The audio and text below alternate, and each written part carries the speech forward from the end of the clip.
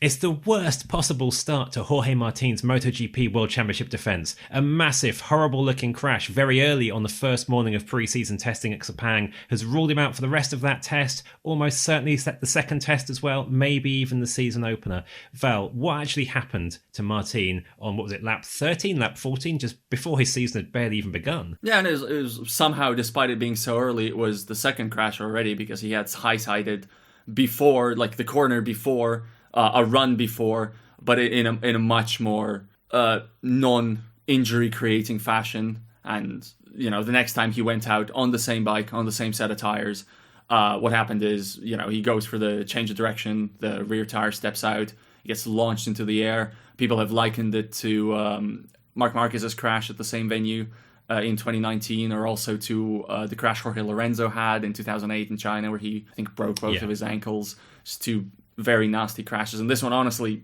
kind of looked worse than both because it's quite a lot of air time. He lands quite badly in his left foot, that's broken. Then he lands on the rest of the extremities, right hand gets broken, and then there's a thwack of the head, and like a helmet visor comes off. Basically, it's a really violent, really unseemly crash. Thankfully, didn't seem to lose consciousness, so they've had an MRI, they've had a CT scan, the head's fine, and that's, that would be the biggest concern always. But yeah. That's incredible as well, isn't it, given what happened to his visor? It is phenomenal, and it says a lot of really good things about the tech. But, it's still good after an impact like that I guess there's another reason to keep him out, even though it's never good that there's broken bones involved. And of course, I imagine in a lot of pain right now, or under a lot of painkillers. Yeah, it's put a big dampener on a what was supposed to be a bit of a celebration. Continuing, obviously, would have been his first runs on the number one bike effectively, because in the Barcelona test he ran the bike with the stars up front, and that's the one he began this test run with.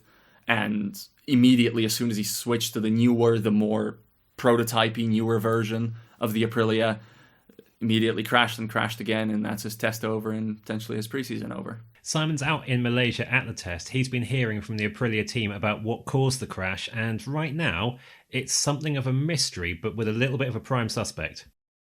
So we've just had the chance to speak to Aprilia team boss Massimo Rivola here in the Sepang circuit, and it's fair to say that almost with very typically Rivola style, he's almost bemused by what's happened today.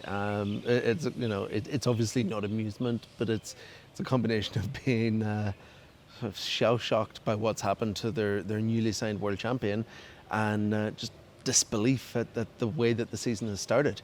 They're adamant that everything that they can see in the data shows that there's nothing that Jorge Martin did wrong to cause this crash, that something outside his control has happened that has basically left him with these injuries. The implication was that something went wrong with the rear Michelin tyre.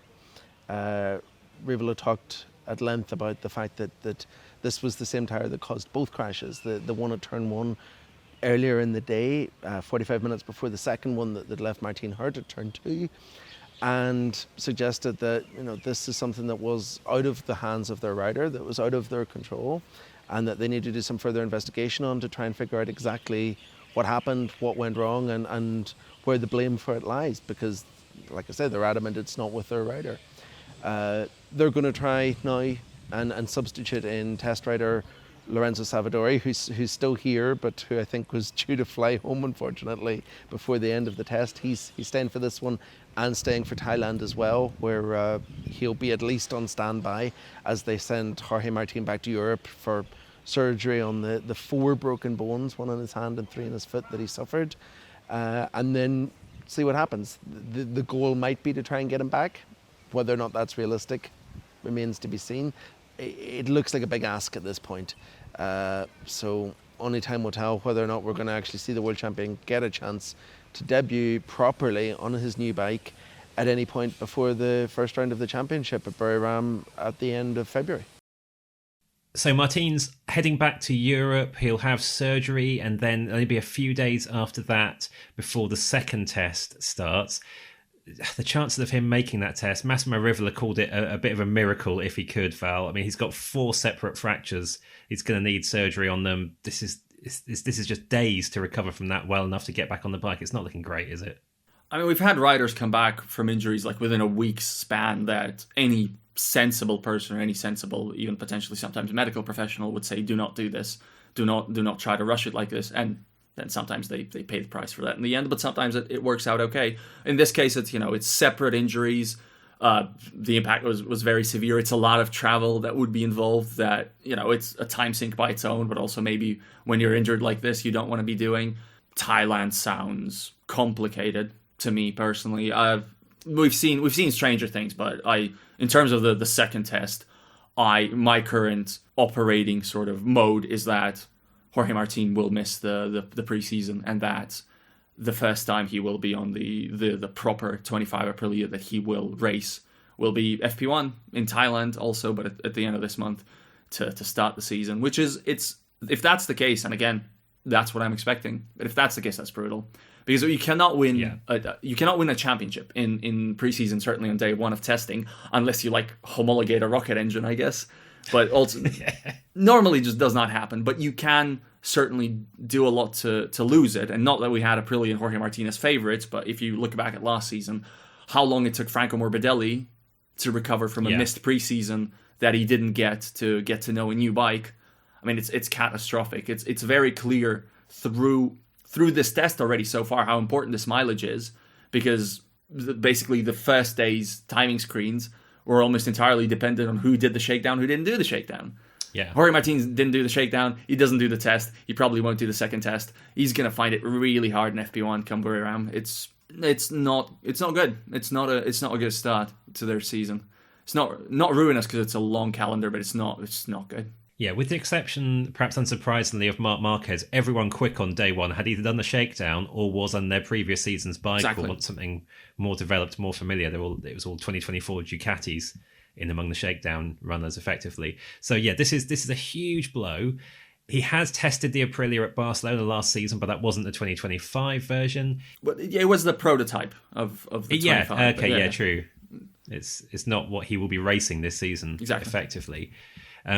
He's got to adapt from the bike he spent his entire MotoGP career on so far. I guess it's not like Martin was really expecting a championship bid this season in his first year with Aprilia. So you kind of look at it that way, that 2025 was, in a way, about preparing for the future anyway. But even with that, Massimo Rivola, team boss, said phase one at the launch was about kind of calm adaptation and getting the mileage in. And straight away after this crash, he said, well, we failed phase one. It has a huge implication for Martin's season, doesn't it? Do you think this puts him months behind, effectively? It's really hard to estimate, because again, we've seen people fall out of rhythm in terms of the season and not really get back into it. The MotoGP lap time progression from weekend to weekend, and the amount of work on setups and work on what you want to do, you actually can do in a race weekend instead of a test. Sometimes it's just not enough. There is maybe a slightly good part to it, silver lining is it really does temper the expectations quite a bit. Anything that happens in Buriram now, the opener, is basically fine. Wherever he ends up is okay. But that's, of course, as clearly not a silver lining they're particularly feeling right now. You could hear it in the sort of tone of voice from the Aprilia people. It's bad. It's not obviously, it's not just painful for Jorge Martin in a very physical sense, but it's just a real downer coming into a 20 plus round calendar. And even worse for Aprilia, because they lost 2 of their 4 race riders from the test on day one. Raul Fernandez, for the second year in a row, having an injury on day one of testing. It's wiped him out like Martin for at least the first test. For Aprilia, it's bad to lose 2 of its 4 regulars. For Fernandez and his career, it's really bad, isn't it? This is a guy who has not lived up to his potential in MotoGP so far, who really needed a smooth season. This is already looking like he's just not going to get one, and it's happened on day one of the year for him. It's catastrophic. And it's, Davide Brivio, the Trackhouse team boss, emphasised having a clean season for Raul.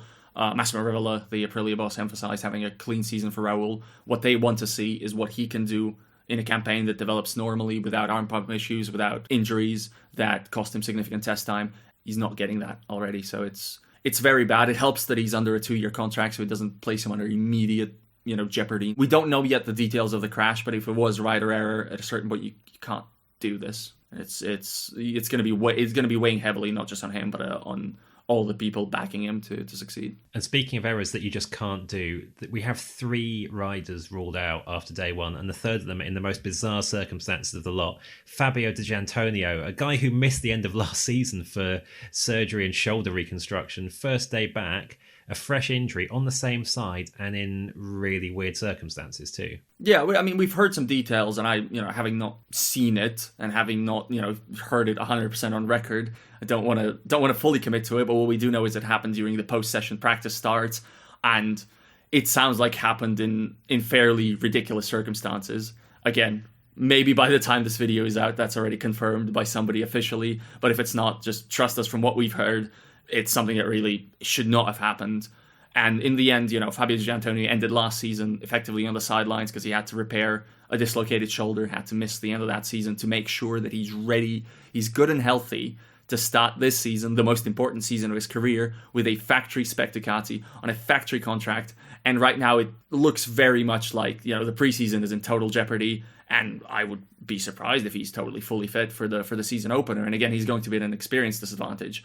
This is the weird situation of it all so Martin got hurt the worst, and we haven't seen footage, but I think his crash was the worst. But he's the one who definitely could afford it the most, in a sense. He's the one whose season is almost maybe potentially hurt the least, or it matters the least for his career progression.